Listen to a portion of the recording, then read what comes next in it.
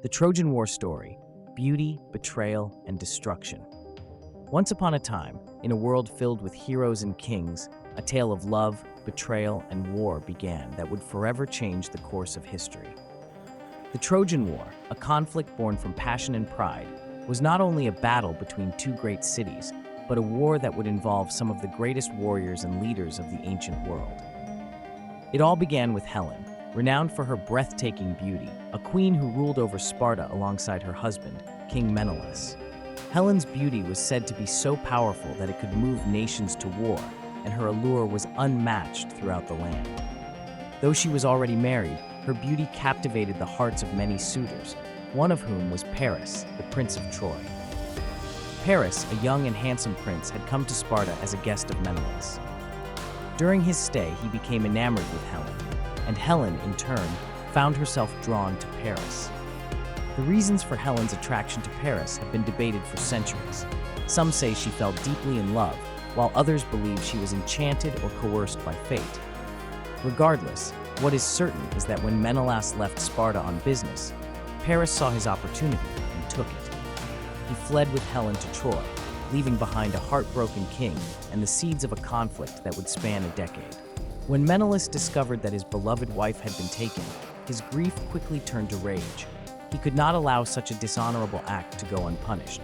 Seeking justice, he went to his brother Agamemnon, the powerful king of Mycenae. Agamemnon, a man of great ambition and strength, saw in his brother's plight not only a chance for revenge, but also an opportunity to expand his influence. Together, they called upon all the kings and warriors of Greece to join them in a united front against Troy. The call to arms was answered by some of the most famous heroes of ancient times. Achilles, known for his unmatched skill in battle and his near invincibility, was among the first to join. His reputation as a warrior was legendary, and his very presence was enough to inspire both fear and admiration. Odysseus, the clever and cunning king of Ithaca, known for his wit and strategy, also answered the call, despite his initial reluctance. Ajax, a towering figure of strength, and Nestor, an experienced and wise warrior, too joined the ranks. Each brought their own unique talents and strengths to the Greek army, united by a common goal: to bring Helen back and punish Troy. The Greek forces sailed across the Aegean Sea to the city of Troy, a city famed for its wealth, high walls, and skilled warriors. Troy was ruled by King Priam, a wise and noble king who had many sons, including Paris and the valiant Hector, the greatest of the Trojan warriors. Hector was a man of honor, deeply loyal to his city and family, and he took it upon himself to defend Troy from the impending invasion. When the Greek fleet arrived on the shores of Troy, the Trojan War began in earnest. What was initially expected to be a swift victory turned into a long and grueling siege that would last for 10 years. During these years, many battles were fought, with neither side gaining a decisive advantage. The Greeks, despite their superior numbers, could not breach the mighty walls of Troy, and the Trojans, despite their valor, could not drive the Greeks away. In the early years of the war, the conflict was marked by individual duels between great warriors. One of the most famous of these duels was between Menelaus and Paris. Seeking to end the war and settle their personal dispute, the two men faced each other in single combat. Paris, though courageous, was no match for the seasoned Menelaus.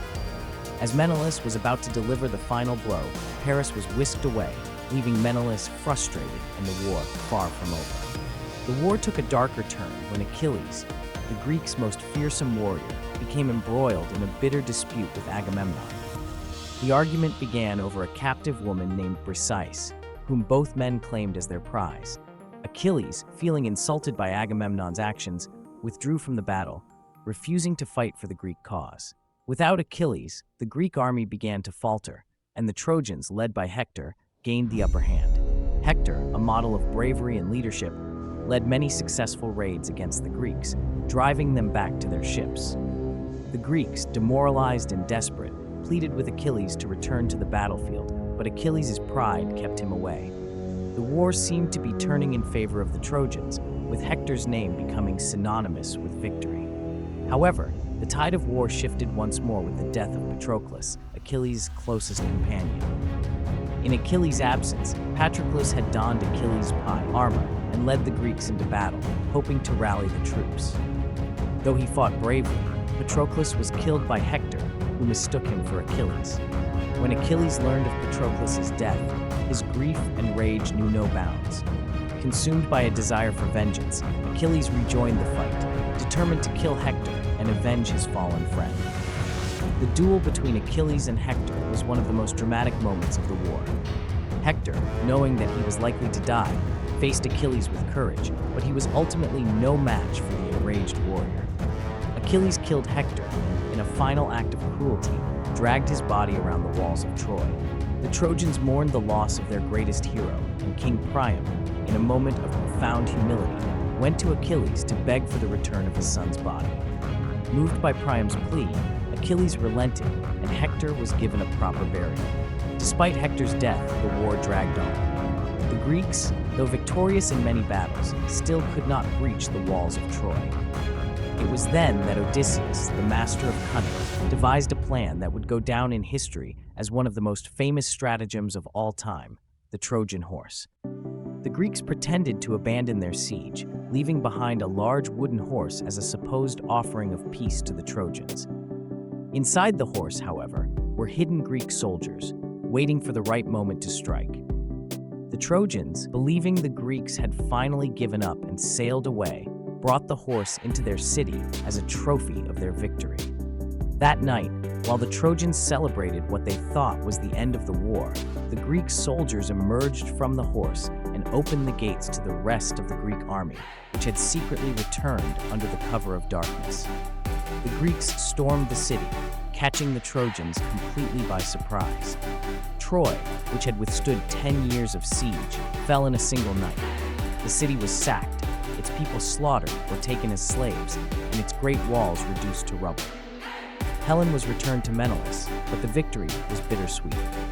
Many heroes had fallen on both sides, and the cost of the war had been immense.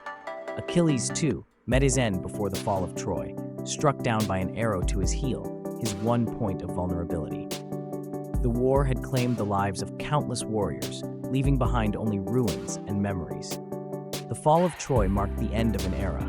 The once great city was left in ashes, its legacy reduced to legend.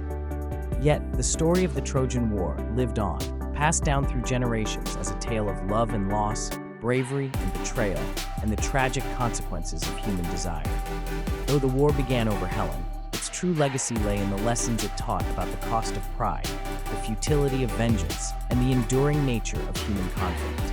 In the end, the Trojan War was not just a war between two cities, but a reflection of the complexities of the human condition. It revealed the lengths to which people will go for love and honor, and the devastating consequences that can result from unchecked ambition and desire. Though Troy was destroyed, its story lived on, immortalized in the annals of history as one of the greatest and most tragic conflicts ever fought.